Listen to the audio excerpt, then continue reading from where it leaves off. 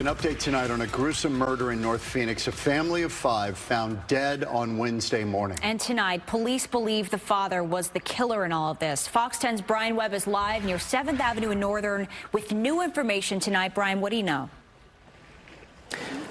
Well, guys, Phoenix police say the wife and children died of obvious trauma, but didn't say how, and that the father died after shooting himself, and what appears to be a failed attempt to rig the house to explode.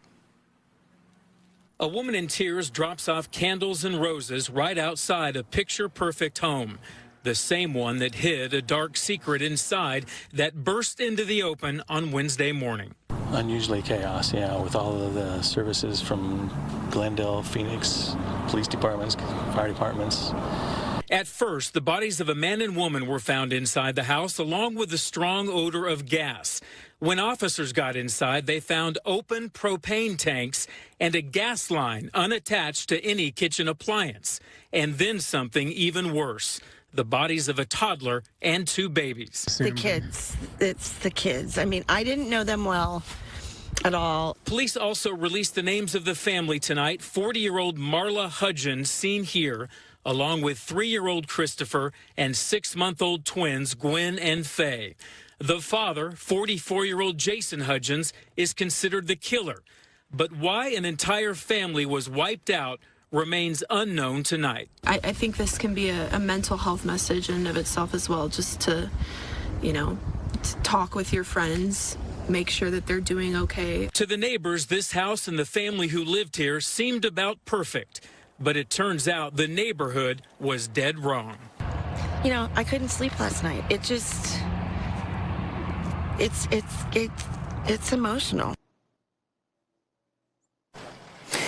We have a statement tonight from the law firm where Marla Hudgens worked. Quote, "We are overcome by grief at the loss of our friend, colleague, and partner, Marla Hudgens, and her family. We are in complete shock and only beginning to process this awful tragedy." There was some talk of having a memorial out here tonight in front of the house, but so far it is just the candles and the flowers. Live in North Phoenix, I'm Brian Webb, Fox 10 News. New at 9 tonight, the Mesa Police Department makes one of its biggest drug busts on record. Officers say fentanyl, heroin, meth, cocaine, all found in 2 separate cases. Several people arrested. Fox 10's Stephanie Bennett joins us live with the details.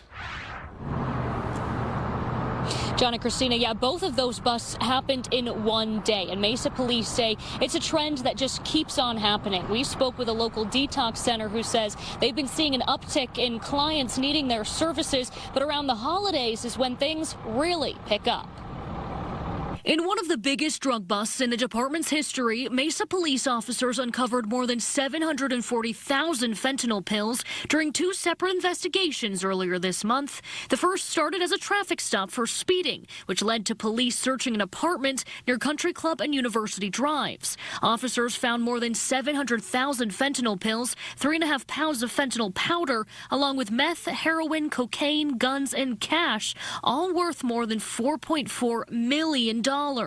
These 3 suspects were arrested. But there was no furniture in the house. There was no TV. There was no anything, really. All signs of what we sometimes believe could be stash houses. During the second case that day, 42-year-old Raymond Riviera Cabrera was arrested after police discovered more than 2,800 fentanyl pills, meth, cocaine, cash, and guns. They were alerted to the suspect after a victim claimed he was shot back in August by Cabrera. A search warrant was issued for the gun, and that's when they found the drugs inside the home, too. Think about maybe how many overdoses they prevented, how many lives they've saved. So, yeah, it's a big thing for us. Fentanyl usage is skyrocketing across the country, and departments are dealing with it daily. The highly addictive pill is being found mixed in with other drugs. Detox centers here in the Valley say they're seeing it in their clients more than ever. It would be like 75% of our clients that come in, like they have at least fentanyl, like in their drug use. The Scottsdale Recovery Center is a 24/7 drug rehab and addiction treatment center. They say around the holidays in particular, things usually pick up. My advice would be to don't wait to get help. Don't take the shame. Reach out. There's people out there willing to help. It's highly addictive, and there are people there that don't judge. We're here to help.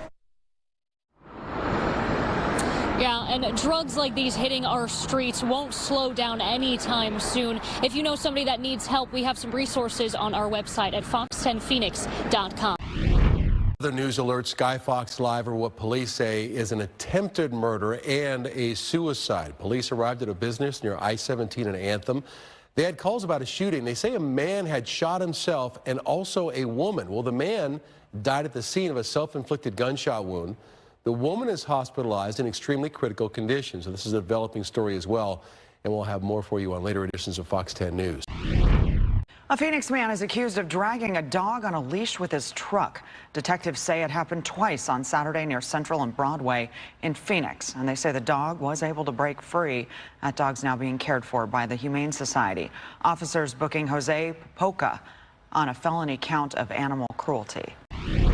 A Tempe woman has been arrested in the death of her toddler. Police say that child overdosed on fentanyl.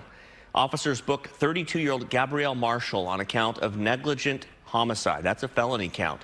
Back in September, investigators say Scottsdale police were called to a location where the woman's 13-month-old boy was not breathing.